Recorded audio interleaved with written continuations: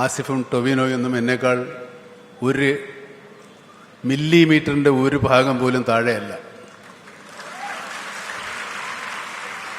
അവരെനിക്കൊപ്പമാണ്. പ്രായത്തിൽ മൂത്തതായതുകൊണ്ട് മറ്റേ എനിക്ക് കിട്ടിയതാണെന്ന് തോന്നുന്നു. പുരസ്കാരങ്ങൾ എപ്പോഴും ഒരു കലാകാരനെ സംബന്ധിച്ചിടത്തോളം പ്രോത്സാഹനമാണ്.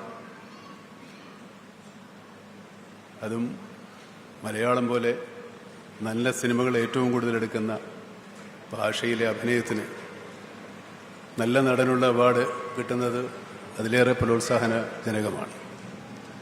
കഴിഞ്ഞ വർഷം ഇറങ്ങിയ സിനിമകളെല്ലാം എല്ലാ തരത്തിലും വലിയ വിജയങ്ങളായിരുന്നു, കലാപരമായും സാമ്പത്തികമായും. പുതിയ അഭിനേതാക്കളുടെ മിന്നുന്ന പ്രകടനങ്ങൾ നമ്മൾ കണ്ടതാണ്. എൻ്റെ കൂടെ നടന്മാരായി സ്പെഷ്യൽ ജൂറി മെൻഷൻ കിട്ടിയ ആസിഫും ടൊവിനോയൊന്നും എന്നേക്കാൾ ഒരു മില്ലിമീറ്ററിൻ്റെ ഒരു ഭാഗം പോലും താഴെയല്ല. അവരെനിക്കൊപ്പമാണ്. പ്രായത്തിൽ മൂത്തതായതുകൊണ്ട് മറ്റേ എനിക്ക് കിട്ടിയതാണെന്ന് തോന്നുന്നു. അതുപോലെ സൗബിൻ, നടി ഷംന, അങ്ങനെ എല്ലാവരും അഭിനയം കൊണ്ട് അത്ഭുതപ്പെടുത്തിയവരാണ്. ഞാൻ ഈ ഫെമിനിസ്റ്റ് ഫാത്തിമ കണ്ടു. ഈ അടുത്ത ദിവസം നിങ്ങളീ പലരും കണ്ടു കാണും. ഈ പുരുഷാധിപത്യത്തെ പറ്റിയാണ് സിനിമ എങ്കിലും നമ്മളെല്ലാവരും ഒരിക്കലെങ്കിലും ഭാര്യയോടൊന്ന് ഫാനിടാൻ പറഞ്ഞു കാണും.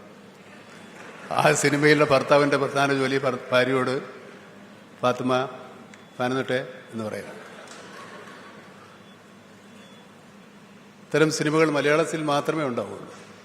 മലയാളികൾക്ക് മാത്രമേ അങ്ങനെ ഒരു സിനിമ ചിന്തിക്കാനും ഉൾക്കൊള്ളാനും സാധിക്കും.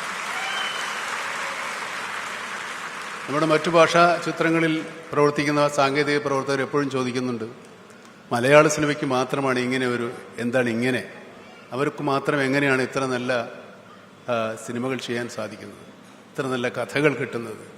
ഒറ്റ ഉത്തരവേ ഉള്ളൂ, ഇവിടെ അത് കാണാൻ ആളുള്ളത് കൊണ്ടാണ്. നമ്മുടെ പല സിനിമകളും നമ്മുടെ നാട്ടിൽ വിജയകരമായി പ്രദർശിപ്പിച്ച കലാമൂല്യമുള്ള സിനിമകൾ ഒരിക്കലും മറ്റു ഭാഷകളിൽ പ്രേക്ഷകർക്ക് താല്പര്യമുണ്ടാകണമെന്നില്ല.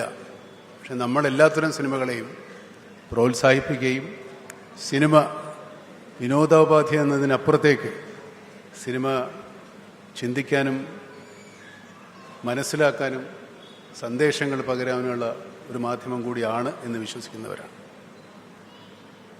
സിനിമയ്ക്കൊരു കഥ വേണം എന്നാലോചിക്കുന്നവരാണ്.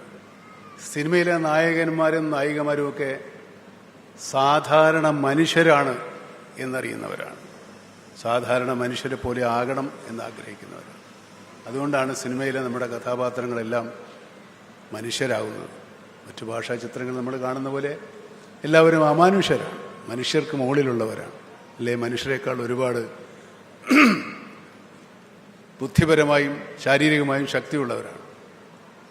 ഒരു സാധാരണ മനുഷ്യനേക്കാൾ നമ്മുടെ സിനിമയിലെ നായകന്മാർക്ക് ശക്തിയോ ബുദ്ധിയോ ഒന്നുമില്ല, സാധാരണക്കാരാണ്.